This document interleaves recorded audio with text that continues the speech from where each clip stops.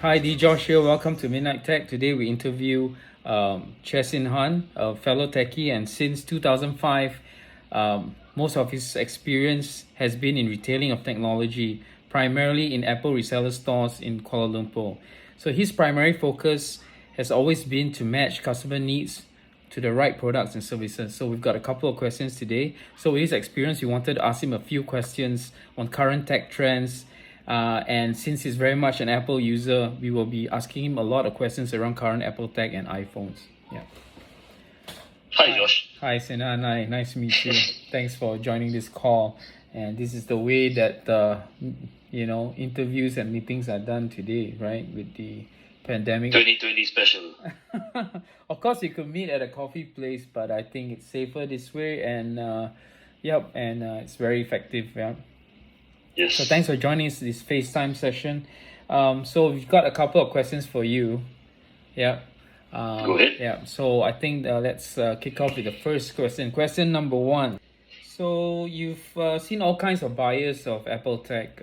People come to those stores and walk away with MacBooks and of course iPhones, iPads and stuff. But the Apple stuff has always been like, top of the pile, right? The very it's expensive, right, compared to, let's say, Android. So why do you think people go for iPhones and not Android? Because Android's the current stable of Android phones have a lot of sexy features as well, right? I think for a lot of customers, it starts with what are they actually looking for. One of the things that many customers have found is that usually Apple's devices, and this covers the range, the phones, the computers, they usually have very good reliability. They last for a long time, which addresses the whole price issue as well. Yes, it's true that, for example, the cheapest iPhone would be the iPhone SE at about 2,000 ringgit. I think there are many more phones that are less than 2,000 ringgit. But what you can get out of an iPhone, it's the iPhone SE has, I believe, A13 processor. It's one of the latest. It's one before the iPhone 12 series, and you will find that it's just so much faster than many other competitors. And because of that speed, it will have much longer usability. On average, you will get about 4 to 5 years worth of updates. And if you factor in as well that a lot of software developers give you 2 years of usage in the last version they support, you work it out, that's about 7 years of usage. Of course, you run into some issues over time. You have to replace the battery and all that. But 7 years, you use say the 2,000 ringgit divided by 7 years, it's a very low cost over time. I mean, compared to having to say replace a phone every year. So reliability is a big thing. So you're also saying that the TCO potentially could actually be lower on an iPhone as opposed to an Android device, because mainly because the software and the updates last very long, right? Yes, the usability is a long time. Yeah. I think that depends on who the user is. Yeah, I mean, true. Think about the colors. Why does the iPhone 12 Pro come in, what is it called, Pacific Blue? Before this, a year ago, iPhone 11 Pro is Midnite green. Midnite green, yes. Green, yeah, that's right. Yeah. In my experience, people do buy, every year, and they buy these new colors because it becomes quite obvious that you're using today's phone. And that's one segment. There are other segments where they're using it for a long time, hand-me-downs to your friends, to your family. Let's say you were to buy someone the iPhone XR, for example, it still feels like a fairly new device. It's still going to be sold in the new trimmed down packaging, right?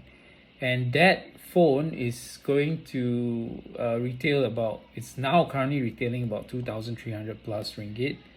And that phone is already like, is it the second 2 years? It's 2 years, right? Should be 2 years. Yeah. Yeah. 11, then 10R, 10S. Yep, so 2 years. 2 years. Yeah. I still got the complete packaging here. You see. Yeah. Sales pitch. You can find me on Carousel. I'll put the link below later. Yeah. Yeah. So that's one reason. Yeah. Also.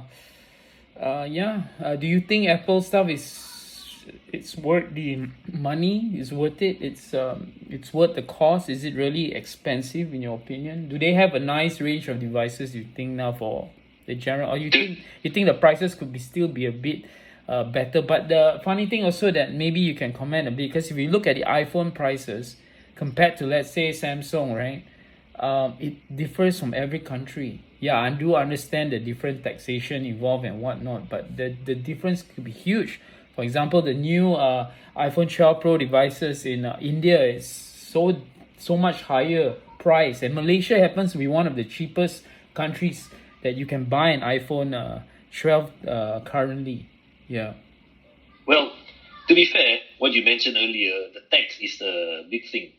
Like for Malaysia, for many years now, our governments have gone with the idea that tech is important. So we don't apply duties to smartphones. A country like India, like China, because they do want to, emphasize or incentivize companies to make products in those countries. So iPhones in India are very expensive because of the duties applied to it. And well, it actually helps some of us in the reseller line before this because if they are traveling to our country, in the time before COVID, so they would come and buy the iPhone here.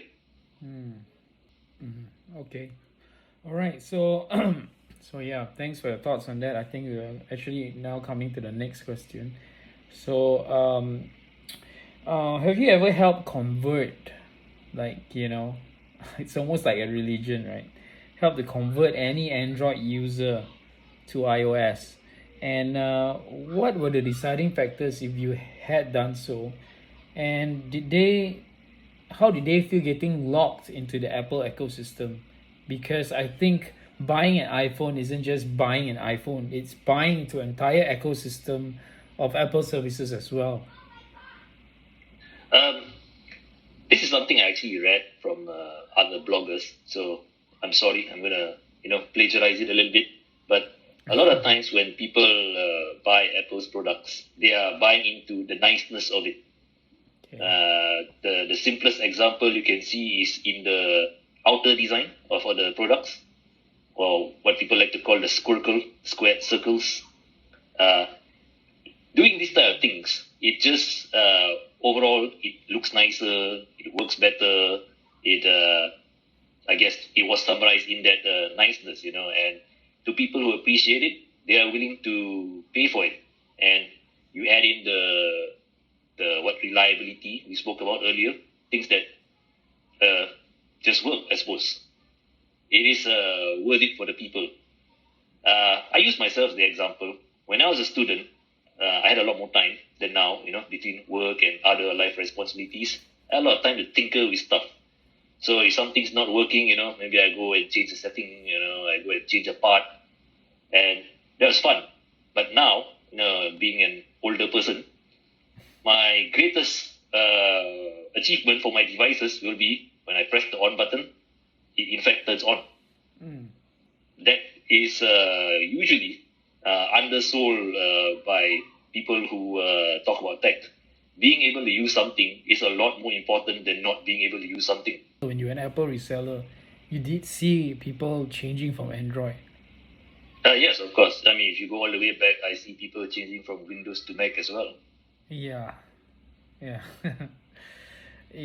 Well, I'm like a liberal when it comes to tech. I like to have all platforms. I love Android as much as I love iOS. I would think that there are a lot of things I like about the Apple ecosystem that Android could learn from, and vice versa. And I also think that both competing platforms are kind of adopting technology. That they kind of like the widgets, that now Apple starts putting widgets, and of course they would have their take on widgets. I think that's actually important. I actually fear for the day that if, let's say, there's no competitor, Yeah. If there's nobody to make you better, complacency could set in, and then where would we go? We just plod along. It's good that we have competition. If we look at back in the good old days, even before so-called before smartphones, right? When we had PCs versus Macs, right? I think there was a state when Steve Jobs left Apple that the Macs were in a state of decline, and that was your example of not having competition in a particular space of technology. So complacency, of course, and I think we saw could be said a dark time for PCs where things was just very boring, very The beige stale. boxes. Yeah, the beige boxes and MP3 players, the USB ones before the iPod came along. Nano. Yeah, so yeah, you're absolutely right. We have one more question, and that is coming again to the latest slew of the iPhones, the iPhone 12 series. You have the mini, you have now the iPhone 12, you have the Pro and the Pro Max, right? So what do you think of some of Apple's decisions, right? I don't know whether you call it controversial, but they normally are the ones who start it off, right? And I mean, when Apple decided to kill, and they really murdered the audio jack, right? The headphone jack. Apple killed it, right? When Apple killed it for iPhones, right? And every Android user was like, oh, come on. Apple doesn't even have an audio jack, right, for their phones. But hey, if you look at the current, the current new generation of Android phones, they all have followed. They have started to follow what Apple did to the headphone jack, right? So even this mid-range Realme, hey, there's no audio jack. Apple killed it. So now Apple is killing having a power adapter coming out of the box. And I'll buy an iPhone today, I need to buy a charger. If I don't have one already, I need to buy a set of earphones if I don't have one already. So what do you think of these new decisions that Apple is making, right? They seem to be reducing, and I feel one day we may be just getting that phone out of the box, right? Just the phone. Okay. Well, officially, Apple tells you that it's good for the environment. I have no reason to doubt that. But, and this will be a bit controversial, I think they didn't take it far enough. Just dropping the earphones and the power adapter is not far enough. They need to drop the USB cable as well. Yeah. Now, I think I'll tell you what. I think that's where we're heading. Yeah, go ahead. Yeah, I'm gonna explain why I think that. Okay. Sure.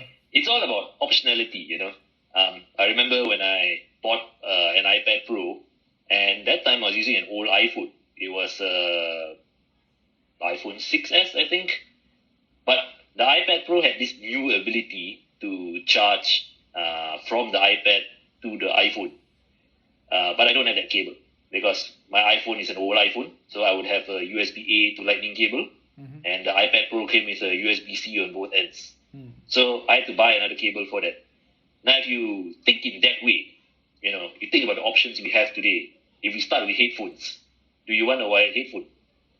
I have a lot of earpods, or even earlier than earpods if they had a name back then, and I never used them. Why? Because in my case, early on, I had graduated to better headphones, which was a Bose in-ear model. And since I bought that, okay, cool. It's not even Apple. Since we just look at this, right? This is how Apple influences the design for other brands as well. This is even the box. Yeah. The packaging comes in yellow, not white, but the box, but the design is so uncannily look just like Look, and I haven't even taken out the packaging. Right? Yeah, I can see it on the drawing. Looks like a pair of AirPods. Yeah. But yeah, sidetrack over. Yeah. Sorry. Going back to when I bought better earphones, I bought a pair of Bose in-ear. Now, because I have the Bose in-ear, there's almost no reason for me to use the bundled earphones. So, in my case, because I do keep the boxes, it just sits in the box, lives a sad life in the box, collecting dust, I suppose, and eventually when I sell or give away the phone, then it goes along. But I realized that most people just forget it's there. I've encountered many customers who they ask, hey, what I want to drive, then I need a headset. And I ask them, your phone came with a headset? Oh, really? They didn't know that. So, having that earphone, it's for people who don't use it, it's a waste. It's a one full product that you're gonna essentially forget and possibly throw away. So that's on the earphone side. The next one, the power adapter. Since most of the products today, computers, tablets, phones, they are all unifying around USB-C. We have a lot of USB-C chargers, and if you have multiple devices, you may want to charge more than one device as well. So if you think of it from that perspective, I might want to buy, say, a 60-watt charger or a 100-watt charger that can charge 2 or 3 devices at the same time. So I can buy that by myself. If I have the 18 or 20-watt charger that comes with the iPhone and I never use it, again, that's another part wasted. And it is not truly free. When you have something included in the box, it's actually be accounted for in the price of the product. So now you've paid for something that you're not going to use. And to continue, the last one, the one that I also say Apple didn't go far enough, they need to remove that USB cable as well. Because you don't know what customers have. Do they have an older computer with a USB-A to Lightning? Do they have a newer computer with USB-C to Lightning? Do they not care about cables at all and they want to use Qi charging? Do they want to get the cool new MagSafe chargers? There's just way too many options. I remember when I got Apple Watch for my mother, interestingly, in certain models, or maybe it's all models, I'm not sure. If you go to an Apple store like in Singapore, they actually lose parts. You can buy the watch in its steel or aluminium in whatever color you want. That's one part. Then you can choose whatever band you want, and then just pack it in together into the box, and that's your watch. So I think this is the kind of direction that we are going to. You get the parts you want rather than this is the standard package, and then you throw away the parts you don't want. It seems a waste to me. So to round it off, I do buy the environmental argument. I just think it's one of the reasons, not the primary reason. And we can see where Apple is heading with this, right? It looks like they're going to focus on wireless technology completely. And so the last thing is what fans are a bit upset, I would say, certain fanboys. Why? It's very slow to get. I don't know if you want to say slow for Apple innovation to happen, but we're stuck with the same notch for 4 years in a row. We don't have the 120 hertz. That was really one of the more anticipated capabilities, especially we expected it on the Pro models. That didn't happen. So what do you think in this regard? Is Apple slow, or they just can't get it right? Or what is your opinion on stuff like this? I think it's always the balance of how much power or convenience that you can have versus how much battery life you have. When people talk about the 120 hertz display, the balance is always going to be battery life. But here's my question. If you can get a 120 hertz display, but it cuts it down to let's say you get 30% less battery. So let's say that's about 5-6 hours less. Would that be an acceptable trade-off? I don't think it would, but I would like to have that option, you know, like if you know, like if you were to take my Realme here, right? And if you look at the settings, so of course this is not an OLED display because it's a mid-ranger after all. There's a toggle here. I think Apple was heading towards this, but what I think happened is that they still had a drop in battery, probably an incredible drop in battery life, because there were rumors that they were testing this out, and there's even a screenshot, an iOS menu that looks something like this, an auto adaptive refresh rate, versus that you not selecting it. But I think maybe yeah, you could be right about yeah. I don't think Apple will release something like that, you know, where you have an option to choose, do I want 60 hertz, do I want 120 hertz? Think of it like the iPad Pro on one end. If you're watching a movie, you're going to get 24 hertz. If you're drawing with a pencil, it apparently goes up to 240 hertz. Not 120, it's more than that. So that's on the high end. Apple Watch Series 5 and later, it will be the opposite end, where it lowers it down to only 1 hertz for it to have that always on display. So I think it's a lot like this. You heard of the term measure twice, cut once? I've read from some bloggers where they say Apple is the company that measures 100 times and cut once. I think that's what they're doing. Before they get it right, they're not going to release it because, you know, it's going to look bad. You know, oh, Apple's 120 hertz doesn't work. I would think so. It's going to be a worldwide press clickbait thingy, you know?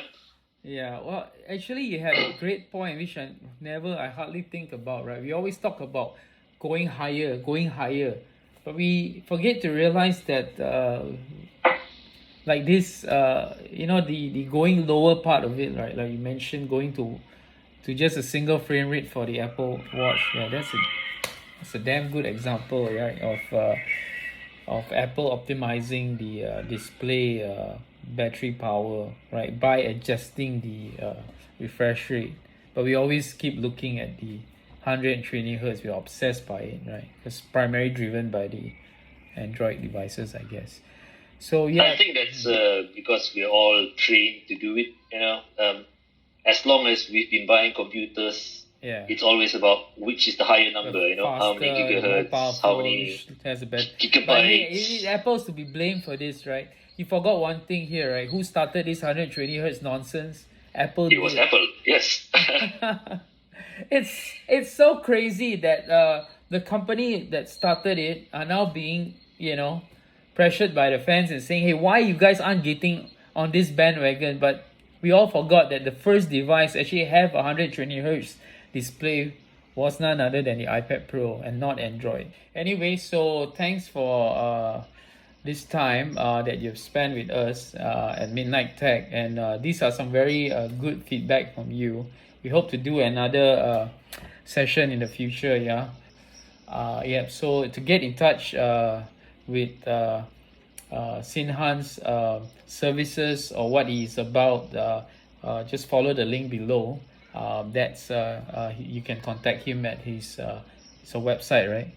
Website, yes. You can contact him at his website, and please engage him if you think that you need some of his services and his consultations. Many years experience, and I think until the next one, this is Midnite Tech. We'll see you. Thanks for having me. Eyes wide, tongue tied, midnight. You can say